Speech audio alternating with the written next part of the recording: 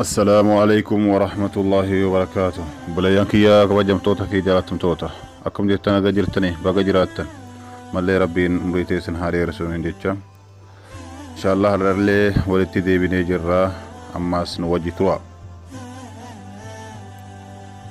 كتا درب كيستي سينا لجياسوتي في حيل سلاسي متى دري سالا اللي تره أكاتاني أنغو اتي أرغتي في akkaataa itti aangoo irraa buqqifamellee waliin ilaallee turre ammallee seenaa Haayile Sillaasee haga dhumaan wajji tura.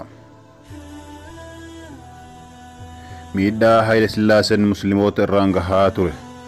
Akkuma as dura dubbadhetti Minilik gargaarsa biyyoota Awurooppaatiin uummata musliimaa weeraree lafa isaanii to'annoo jala galchee biyya takka taasisee maqaa amma biyyi ittiin waamamtu kana itti moggaasee biraa du'e. Haayile Sillaaseen immoo erga Minilik akkanatti isaaf tolchee biraa du'ee karoora baasee hojiirra oolchuu malee ifaajeen biraa kan isa barbaachisu hin jiru. Karoorri inni baafatee musliimoota ittiin miidhaa ture inni guddaan musliimoota garagaratti ciree afaan isaanii wal dhabsiisee isaanuma wal irratti moosisee akka isaan ofii isaaniitti wal dhabuu wal jibbuu fi wal waanyuu malee miidhaa isaan irratti adeemsifamuuf mormii isa irratti kaasuu hin dandeenye taasise. بريسان سينا فتح غيثي جرمو كتاب إساء الإسلام والحبشة أبرا التاريخ جرمو كيستي أكنا جرم ملاكنا كان يقو توفتا أكسين أولي دبتا ميكانا كان فايدمو بيكان حبشوتا هندا غارو توفتن Haayile Sillaasee كان هند ساني جالا موتموني حبشة كان حاقا إساء آنغو إرطوران تقل هنجرو garuu inni maluma hoo tooftaa kanaa kana fayyadamuun walakkaa jaarraa tokko yookaan waggoota 50tti dhiyaatu aangoo irra turuu danda'ee jira. Karaa biraatiin immoo karoorri inni baafatee musliimoota cunqursaa fi miidhaa musliimoota irratti adeemsaa tureen waa sadihi. Tokko amantii tokko godhuu amantiin sunis amantii kiristaanaa. Lama afaan tokko godhuu afaan sunis afaan amaaraa. Sadi sabni akka abbaa biyyaatitti ilaalamu saba tokko qofa tahuu sabni suni saba amaaraa saboonni biroo akka gabraa yookaan akka jiraataa biyyaa hin taanetti akka ilaalaman taasisaa ture. Karoorri inni baafatee ittiin deemaa ture kun ummata islaamaa irrattis tahee saboota biyya keessa jiraatan hunda irratti miidhaa fi cunqursaa hagana jedhamee hin himamne geessaa ture. karaa biraatiin immoo karoorri inni baase kun ummata biyya keessa jiraatan sadarkaa lamarra akka qubsiisuuf sababa tahee jira. Sadarkaan inni tokkoffaa gooftota yookaan sayyidoota isaan kun hooggantoota Habashaati. Sadarkaan lammaffaa immoo gabroota isaan kun musliimoota fi warroota saba amaaraa hin tahin yoo ta'an jarris warroota gooftota garee tokkoffaa sanniin faanshatan yookaan tajaajilan. Warri garee jalqabaa bulchitoota biyyaa ajajaa waraanaa hojjettoota mootummaa poolisoota fi kan kana fakkaatan qofa tahuu danda'a. Musliimoonni carraa akkanaa kana tasuma argatuu hin danda'an. Akkuma san kan qeessota tahanii abbootii amantii tahuudhaan kabajaa guddaa qabanis isaanuma kana qofa malee sabni biraa haga fedhes kitaaba amantii kiristaanaa beekus yookaan baratus qeessii tahuu hin danda'u.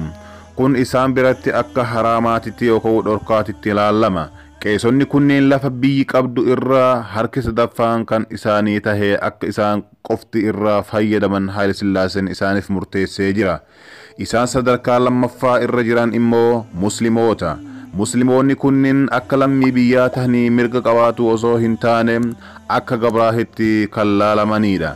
Gaheen isaan qaban lafa qotanii gibira mootummaaf galchuu, mana kuusaa mootummaa midhaaniin ol guutuu, kiisii warroota aangoo qabanii akka jiitu taasisuu yookaan akka isaan maallaqa kiisii hin dhabne taasisuu fi kan kana fakkaatanidha. Warroonni aangoo qaban kunneen ummata muslimtoota irraa yeroo barbaadanitti gibira isaan kennisiisuu mirga qaban turan. Osoo waggaan hin gahin gaafatus ni danda'an akkasumas qabeenya isaanii irraa kan barbaadan fudhatu mirga taasifatanii jiru. Gabra isaa abbaan akka fedhe godhuu danda'a mitiire eenyutu isa dhorga. Haaluma wal fakkaatuun karoora Haayile Sillaaseen baafatee ittiin muslimtoota miidhaa ture keessaa tokko ilmaan muslimaa barumsa dhabsiisuudhaan waraana wallaalaa isa afaan arbaatiin silaa Aljuhlii jedhamee beekamutti fayyadamee jira.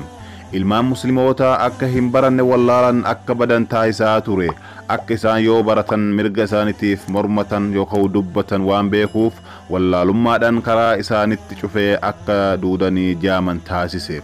Akkuma beekamu bara bulchiinsa isaa keessa ilmaan islaamaa keessattuu ilmaan Oromoo barumsa kutaa afurii ol baratuu hin danda'an. Yoo achi ol dabree baratuu barbaade maqaa isaa gara maqaa kiristaanaatitti jijjiiree ilma kiristaanaa fakkaatee qofa baratuu carraa qaba. Karaa kanaan barachuun kunis ilmaan islaamaa irratti miidhaa guddaa fide. Yeroo garii amantii isaanii akka dhaban isaan taasisa. Sababa kanaaf musliimoonni ilmaan isaanii jalaa kafaruu yookaan amantii islaamummaa keessaa bahuu mannaa barumsa dhabuu wayya jedhanii ilmaan isaanii gara mana barumsaatti erguu dhiisan. Kun immoo ilmaan muslimaa barumsa irraa duubatti hafanii wallaalan akka miidhaman taasisee jira. Haa ta'u malee ummanni islaamatis ummata baay'ee abshaala yookaan qaruutee waan ta'aniif ilmaan isaanii barumsa dhabanii akka hin doomne mala biraa baafatanii turan. Malli kunis ilmaan isaanii gara mana qur'aanaa yookaan kalwaa halqaa majlisa hadiisaa ergataa turan. Akka ilmaan isaanii diinii isaaniitii fi beekumsallee mana qur'aanaa kana irraa argatan taasisan. Qur'aana qofatti gabaabbaduu qofa osoo hin taane afaan arabaa baratuu fi kitaabota hadiisaa akka qara'an murtii shari'aa islaamaa akka baratan akkasumas seenaa amantii islaamaa akka hubatan gara aalimoota yookaan beektota islaamaatitti ilmaan isaanii ergataa turan. Haa ta'u malee ilmaan islaamaa diinii isaanii kana akkanatti baratuun habashoota waan hin gammachiifneef mootummaan Haayile Sillaasee dhiibbaa isaan irratti godhaa ture. Madrasaa mana qur'aanaa hedduu cufsiisaa ture. Kana malees Haayile Sillaaseen ummata islaamaa haqa mirga isaanii dhabsiisaa ture. Mirga amantaa isaanii irratti dhiibbaa guddaa isaan irra geessisaa ture. Masjida fi madrasaa ijaaruu fi kan kana fakkaatan dhorgaa ture. Haayile Sillaaseen miidhaa ummata islaamaa irratti adeemsisaa ture. Barumsa isaan dhabsiisuu duubatti isaan hambisuu beelaa fi rakkoo adda addaatiif saaxila isaan baasinsa qofatti kan gabaabbatee miti. Humna waraanatittis fayyadamee musliimoota hedduu ajjeesaa ture. Fincila isaarratti ka'aa ture dhaamsuudhaaf ummata baay'ee bakka tokkotti walirratti fixaa ture.